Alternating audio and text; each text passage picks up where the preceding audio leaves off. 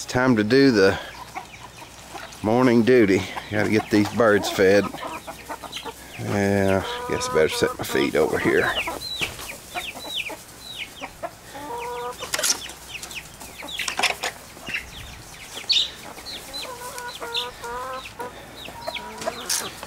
Watch out, chickens. Got my little bitties, they keep trying to escape. Come on now. Get on in here. Come on.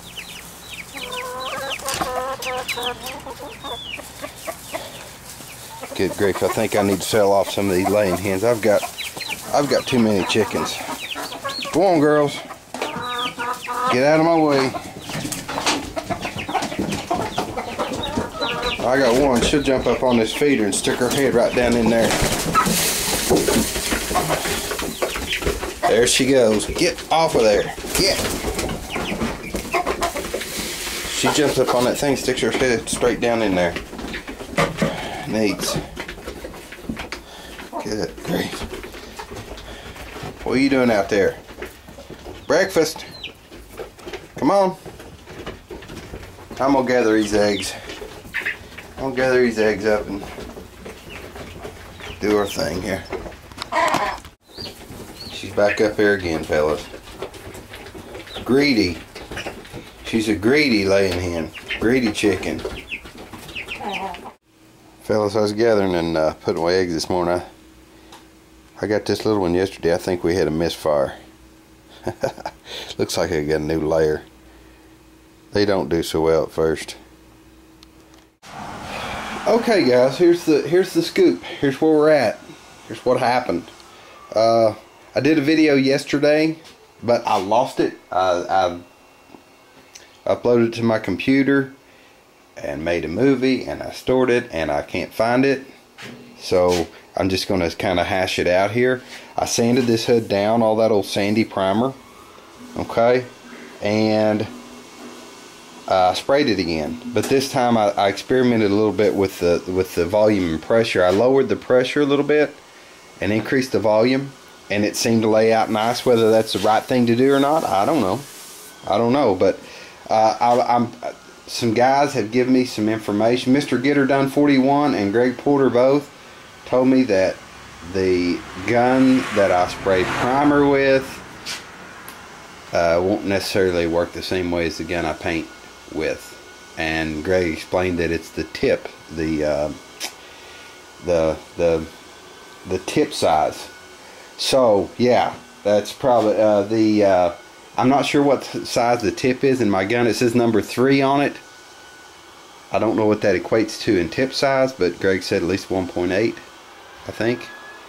So thanks, guys, Mr. Getter Done and Greg and everybody else who's been helping me with this to figure it out. You know, get it working right. Also, Greg kind of confirmed my worst fears that my Harbor Freight air pressure regulator is probably part of the problem. That's kind of what I thought. He confirmed that. So when I can get another pressure regulator, I will be maybe doing that. So times are a little tight. You know, money's tight, so I don't know when that'll be. But anyway, I got the primer to lay out a little better by, you know, reducing the pressure, increasing the volume, and it's not smooth, but it's not like sandpaper. So it laid out pretty good this time. I'm happy with that.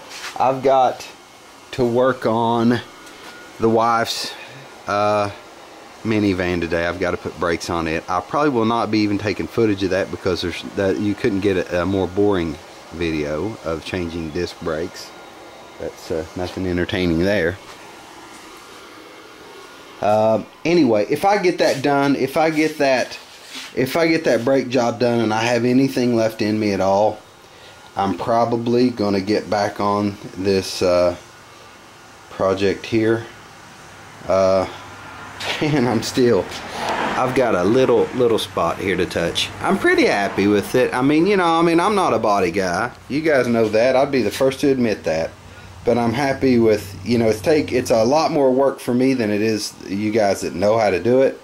But I'm happy with where I'm getting. It's better than it was all warped and bent, and I'm happy with where it's at.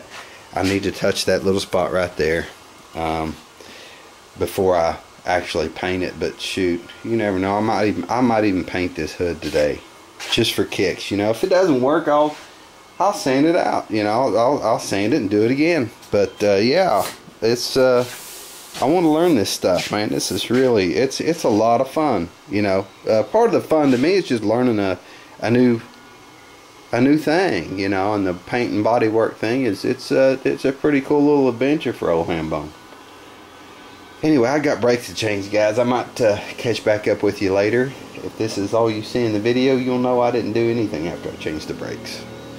Guys, I got another job to do. I got my wife went fishing.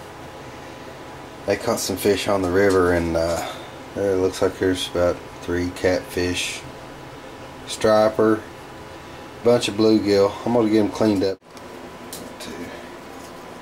I'm gonna start with this striper, guys. When I'm filleting these, most fish fillet about the same. You just start and you go down the backbone of the fish.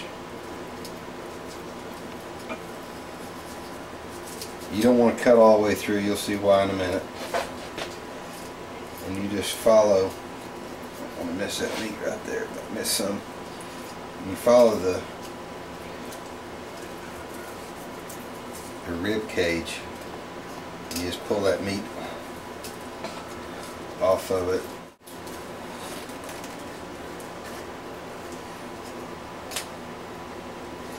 Some of y'all might think this is gross. A lot of people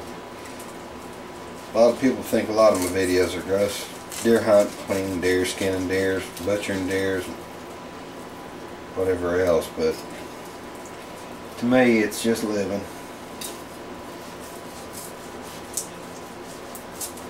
Here's why you don't want to cut all the way through. You're going to want to fold that back, and you just follow that. Put the blade of your knife right down on that skin and pull that back.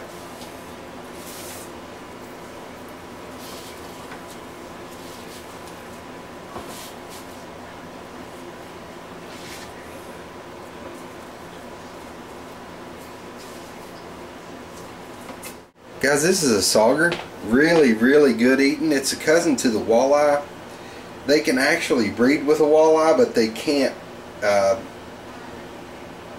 offspring can't, the saw guy, it makes it what they call a saw guy. They can't reproduce. Really, really good fish. If you like walleye, you'll like sauger. So I'm going to go ahead and take care of this guy. Really, really good eating. Same deal. Follow the spine down.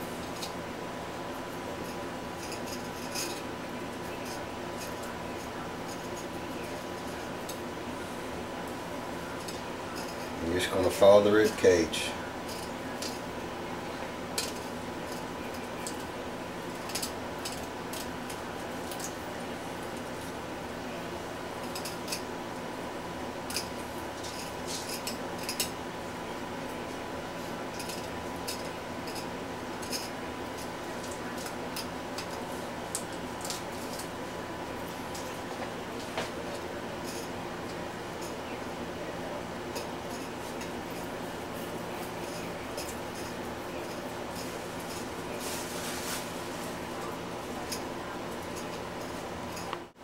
You don't want to go through the skin.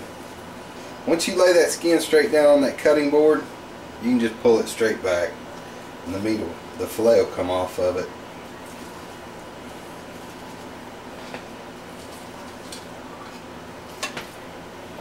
And you can see that fish wasn't, got a little bit of that skin on there. That fish wasn't as big as that striper, but there's a bigger fillet that comes off of it. Catfish are the same way. Alright guys, this is a channel cat. Another really, really good fish to eat. Same deal. Follow the spine down. Alright guys, these are bluegill, and a lot of guys won't even fool with them. They won't even fool with cleaning them. And some guys, even if they do catch them, they won't fillet them. They'll just scale them. but I don't know. To me, there's more work in scaling it than there is filleting it. But it is that is some of the best meat that you'll ever eat. Really, really good.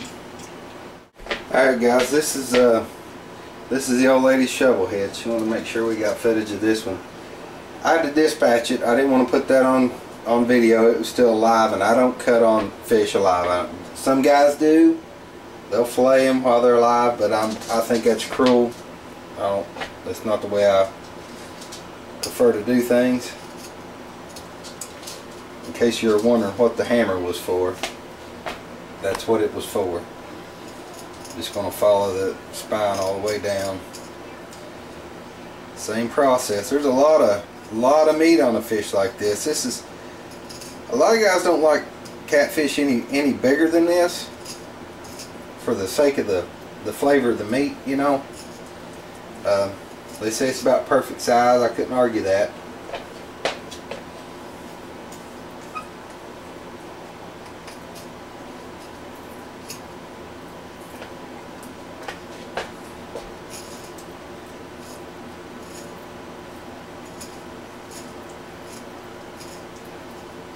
There's a lot of meat on this fish.